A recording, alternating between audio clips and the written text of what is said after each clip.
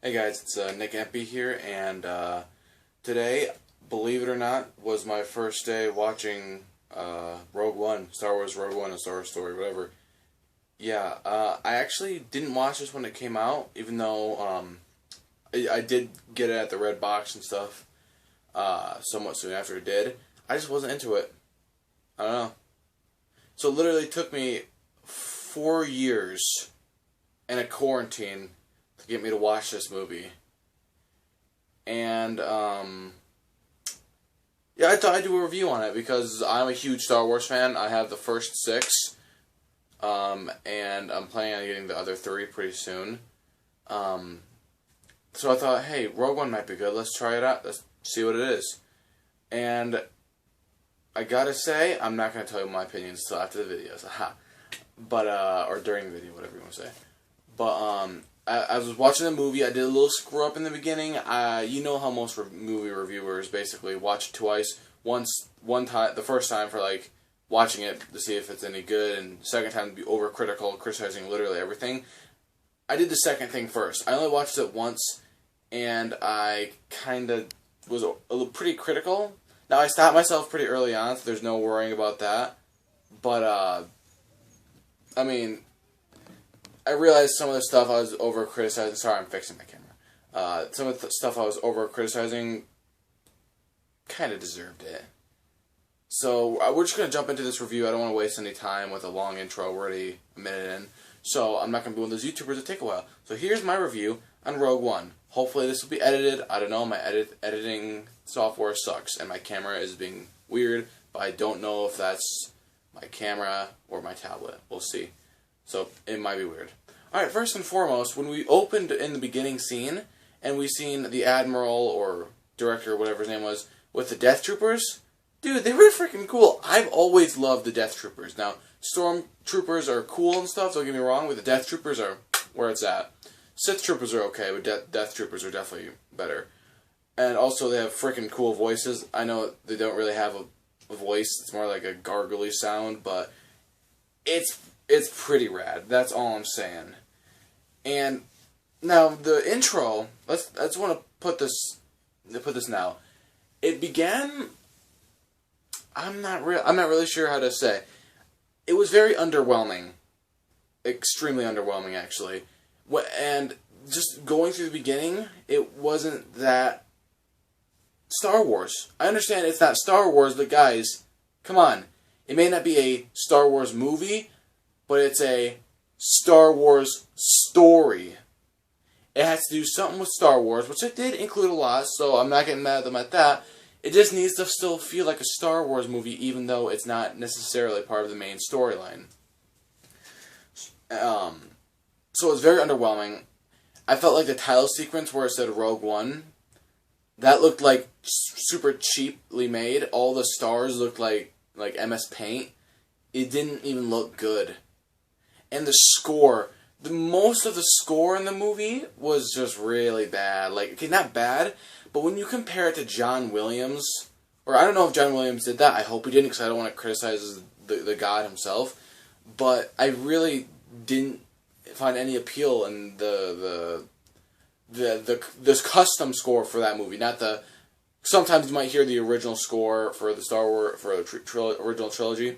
That was obviously still kick butt because it's the original score, but this custom score they had for it wasn't that good. Now there's a few parts where it was good, like when the Death Star was activated. That was cool. That worked. That kind of sad tone. At first I didn't like it, but the second time it was cool. Moving on. In the beginning, you see Cassius, I believe his name is, the weird guy who sounds like Armin Zola from Civil War. You know what that is if you're a Marvel fan, and I don't even know if I said his name right. The guy who broke up the Avengers, one of the most cool villains. Yeah, he ended up killing this one guy who gave him the information, right? That guy. But remember how he killed the two Stormtroopers? That was completely unneeded. I don't remember what they asked him, but I'm pretty sure they asked him for some sort of maybe license or registration or something like that. And whether he had it or not. I mean, if he didn't have it, that makes sense. But he probably could have talked his way out of that without causing a scene, which he inevitably did. And in turn, he ended up killing the guy. But that actually kind of leads me to my next part. well, maybe not my next part. I have a list, but I'm kind of skipping down. I'll go back up, whatever. I actually kind of like the Dark Rebels. I call them the Dark Rebels because in the actual original Star Wars trilogy, they were always perceived as these do-gooders who do everything right, and they survive on hope and hope alone, and they have barely any forces, but they can make do. Everybody likes that. Me includingly likes that. That didn't make sense. I like that. And I kind of didn't like how they portrayed him in this one, but I also do like it because it shows more of a realistic approach to what the rebellion would actually be like. And I think the guy's name is Saul, the black guy with the respirator. Actually, sounds a little racist. No, it doesn't. I don't know. I don't care. I don't know. At first, I thought he'd be somewhat of a villain in it, but then he died, and then I kind of don't understand why they even added him. I mean, I understand. But I also just I don't get it. He was weird. I don't know. But I like the thought that there's extremist rebels. Like I think we all kind of go in with the knowledge that there's probably extremists, but we never really think about it because we're thinking about other stuff. So I think it's cool that they actually brought that more to light, especially with darker rebels like the assassins and stuff like that. That was cool. I did appreciate that because I'm I like realistic stuff. It's funny. I like realistic stuff. Yeah, I love Star Wars and Marvel.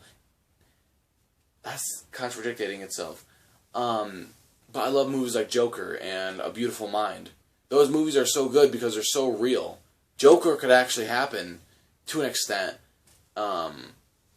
Most likely not in this times, but if it was happening when that movie was set, which I think was the 80s or 90s, that could definitely happen. And A Beautiful Mind did happen, so, I mean, what you gonna do? Going back, when we're on Jeddah? I don't remember the planet, but the planet they were on with the holy city and stuff, there were some statues in the desert where the Imperial pilot got rescued, or not rescued, but captured. I saw this. I wrote down, hey, those statues are kind of cool, and then I seen one falling down like this, except obviously sideways. Like, dude, that's a Jedi. Then I learned there's more there, the holy city with the Jedi and stuff, so I get it. But I honestly thought that was a really cool addition because we hadn't seen much of that in movies, so that was cool.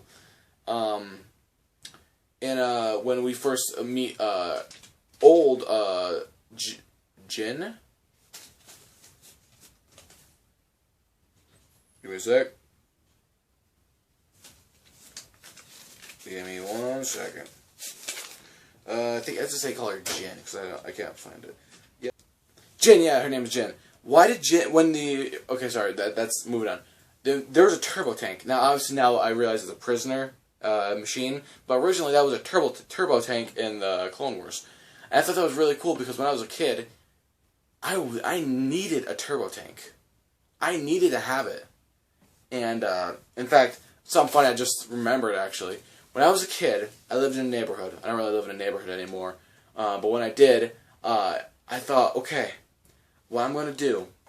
Because I don't remember how much the turbo tank was, but me and my weird mind, I probably just immediately thought it was $200. So I thought, you know what? I'm going to go rake 200 houses, and each house, like, rake the yards.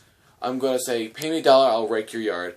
And, yeah, that'll work. So I go to my mom. I'm like, hey, Mom, is there 200 houses that need raking?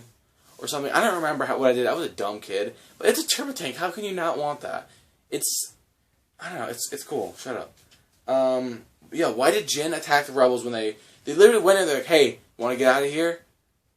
Heck yeah, I'm being prisoner moved. I'm a prisoner of the Empire. I want to get out of here.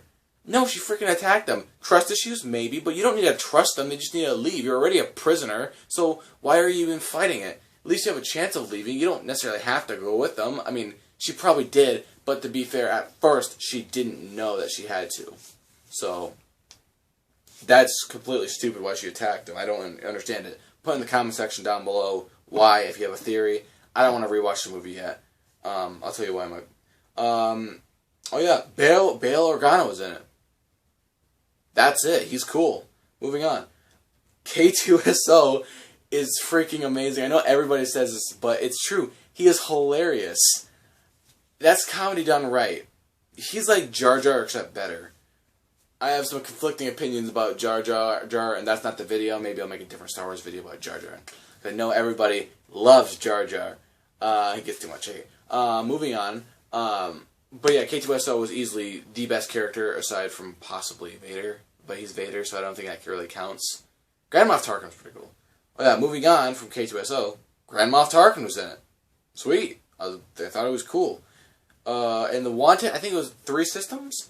But if you guys take a trip back to memory lane, back to 1977, when Luke and Obi-Wan Kenobi, or Ben, went into the bar in Mos Eisley, they met the guy with the weird face thing and the guy with the nutsack for a mouth. And he's like, "My friend doesn't like you. I don't like you either." I'm skipping Luke's line. "I'm wanted in 3 systems," or whatever he said. Or, I don't know. But I thought that was cool. Now, the movie had a lot of kind of things like that where they had references. But I think that was some of the only good parts about it. I don't know. I'll say more about that later. Stormtroopers. You guys remember the 2 Asian guys? The one that was like, "I am one with the Force is one with me." That guy. Remember how he sweep kicked a Stormtrooper, right? But it's obvious that he wasn't trying to sweep kick him, like trip him. He sweep kicked the sand at the Stormtrooper's head. Can we talk about the redundance of that? I mean, I don't know if redundance is the correct word, but I'm going to use it because it sounds like it is. They have a visor and a mask. And the thing is about their helmet, you can't just kick it up because, one, there's kind of a lip to it. That's why they're going to take their helmet off like that.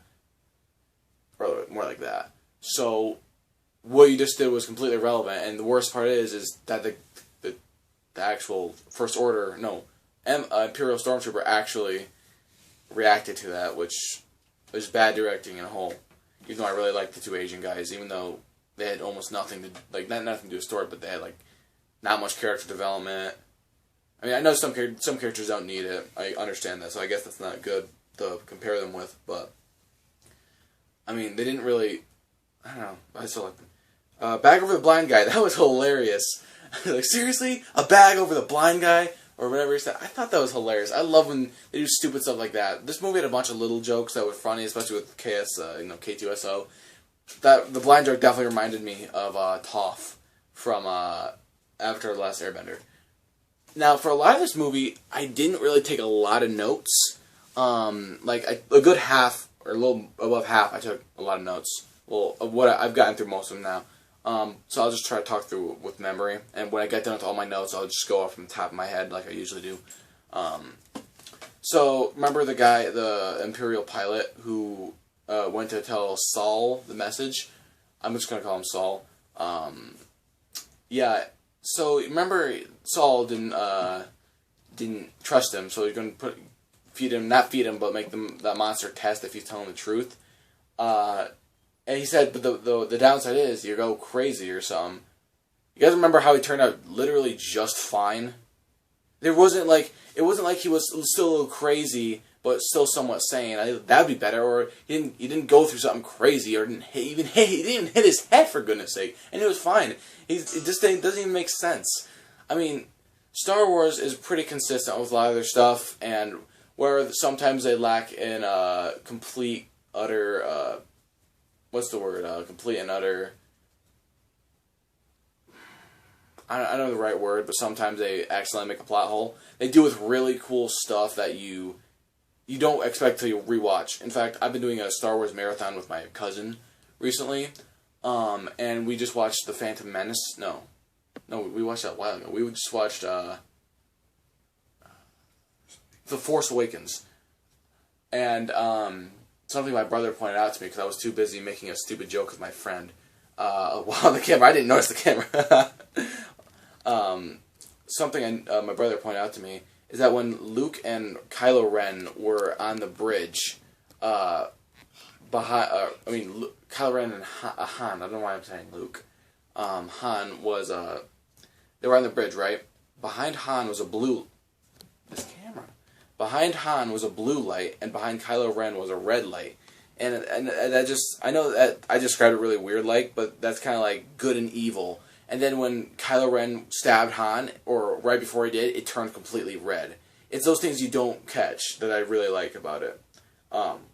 So when inconsistencies, that's the word. Where Star Wars may have a few inconsistencies, they do have a lot of stuff, a lot of cool stuff. My camera's being really weird. Hold on, I can fix it. I think that's better. All right. Vader's castle, best part in the entire movie. I don't care. Literally the best part. I am a big fan of Vader. I love the Vader fan film by Star Wars Theory. Go check it out. I love everything about it. It's cool. The idea is awesome that Vader actually got a castle on Mustafar. Did you guys know Mustafar was a moon? I did not know that. Anyway, I thought that was awesome. One of the best scenes, if not the best. Next, skipping ahead a lot. Do you guys remember when they shot the ion torpedoes and knocked down all the power of the Star Destroyer, and then the Hammerhead ship came and rammed it into the other Star Destroyer? Dude, you guys, my brother, I got so giddy when I saw that. That was one of the coolest things I ever freaking saw. I'm so happy when I see that. It just crashed. It kind of peeled the Star Destroyer off. It's like when you're peeling off a nail. It's just yeah, it was weird, I know. But dude, that was one of the coolest things I ever seen. And yeah, that's actually all I have for the notes. So I'm gonna kind of go off from what I remember. I don't remember. I think Cassius and Jin did have somewhat of a romance near the end, and I know the whole thing. Intense emotions create intense situations create intense feelings. I know that. So I can understand why they kind of had somewhat of a romance in that area. I'm glad they didn't do a full-fledged romance throughout the movie. That's been bad. I don't want a really bad romance subplot like in the sequels. Don't get me wrong. I could see Rey and Kylo, but it was too forced. It should have been implemented better. Obviously, Kylo had a crush on Rey. You know, this isn't the point. Maybe a different video. You guys want to have me talk about crushes and stuff, about Star Wars and shipping. I don't know. I don't want to do that. But yeah, I understand. I kind of like the. I don't know. I don't know if I like the Cassius and Jin thing. I don't know. That's not really the point. They killed off. But here's the thing. They killed off the entire Rogue One squad, right? But before I even knew any of them died, after seeing the commercials and just knowing the movie existed, I knew they all died before I even went on the internet. I didn't even look it up because I knew they died. I knew that every single one of them died. When you have more of a militaristic movie like that, like most Star Wars, and you have a team of people, and this is fiction, of course, and if it's fiction, obviously, you have a team of people that have no special powers whatsoever, yeah, they're all going to die. You can almost call it. Most army movies, lone survivor. I know one guy survived, but I mean, basically everybody died, and that's a true story. That's how they always do it. And one thing I actually kind of liked that they did, but they really failed on, was looking in the perspective of a rebel. Because now, personally, I want them to make a movie about the clones and how their field on the battlefield make it really dirty. Dirty as in not Austin Powers, but like Saving Private Ryan, grimy and in the dirt, just really getting into the actual battlefield where people are dying left and right, and it's just horrific. Not necessarily that bad because I know it's a Star Wars movie, but something like that. But that's not really what they did here. I can understand where they're coming from because they wanted to do the perspective of the rebel and how they're not the Jedi. They don't get these cool special powers that can keep them alive for a long time and keep them from dying. They're just normal people fighting for a cause, and most of them are going to die. And that's a cool topic and a cool thing they could have done something great with, but they didn't. They messed up. They did not make it at all interesting. Maybe this is just me who thinks this. I'll get on my opinion on the overall movie in the end of the video. I just had to stop myself. But I don't want to make this thing too long, so I gotta hurry up. Yeah, they didn't really do a good job in my opinion. The acting was okay. It wasn't that good, but it wasn't really that bad. I give it a 5 out of 10 for acting. Aside for KS, let me check my notes, I forgot his name. K2SO, he's the only character I really cared about. I cared about the Asian people at the end, not enough to remember their names. I kind of cared about Jin and Cassius at the very, very end before their spoilers, ready for this? Oh, I already spoiled it, yeah. Before they died. So it didn't bother me. So yeah, none of the characters I really had no emotional attachment to except KS2O or K2SO. I don't know why I keep messing that up. Yeah, I didn't really have that much of an emotional attachment. Jin sucked, really. She really did. She was really not a good character. I don't understand it. They try to make us feel bad for her, I think, or maybe be sympathetic when she's seen the hologram of her dad. I felt nothing. When she was crying, I literally felt nothing. Nothing for the character, nothing for the moment, nothing for the scene, nothing. The only time I really felt something was when KS2O died, or K2SO, gosh darn it, when he died, and when the Death Star hit Scarif. I thought that those are the only, and when the Asian people died a little bit, that kind of hit me. That did hit me. Nowhere near Order 66. Nowhere near Anakin killing. I mean, Obi-Wan hurting, almost basically killing Anakin, or injuring Darth Vader is a better term for it, really. Nothing like that at all. But I kind of felt something just a little bit, just at that moment. Everything else was kind of blah. Yeah, my overall thought of the movie. I'm about to end the video. Don't worry. I know it's getting a little long. My overall thought: the worst Star Wars movie I have ever seen. I don't like it at all. I really don't. Will I ever rewatch this movie? Most likely not. And if I do, it's gonna be a really long time. Like, if for most nostalgia, and I don't even know if it's gonna be good nostalgia. Like, I'm seriously comparing. No, okay, it is better than. It is my second least favorite. My least favorite is the Christmas special. But that's only because they had freaking a 20-minute scene of just Chewbacca's family talking with no subtitles. And you're supposed to guess what they're saying through their emotions and how they act. They don't even do a good job of that. And freaking Scratchy, Chewbacca's grandpa, it's basically a telethon. Okay, you know what? I can't get into this. Maybe a different video. Oh, I don't want to finish that movie, that Christmas special. I mean, at least it had the original actors in it, but freaking, I'm not even going to get into it. I'm going to leave that thing for later on. Alright. So yeah, I didn't like the movie. I didn't care for the characters except for K2SO and Darth Vader and Vader's castle and the cool crashing scene. That was it. I mean, I don't get, like, how could you make a movie that bad for Star Wars? Like, I understand, like, you guys are going to hate me for this, but I'd rank this, like I said, I'd rank this past The Last Jedi. I'd rank this past any of the prequels, even though I love the prequels with my heart and soul. It's just bad. I really don't like it. I think it's as simple as that. My friend told me they're depressed at the end of it, so I don't think they're going to like my response to this. I remember what they said about it, though, actually, but yeah. So yeah, guys, that's been my review. It's been a little longer than I hoped it to be, but I think I said everything I wanted to say without repeating myself or sounding like an idiot. So I think that's where I'm going to drop off, guys, and that's where I'm going to go. So I hope I can get some more videos out sometime soon. So yeah, it's been Nick, guys. See ya.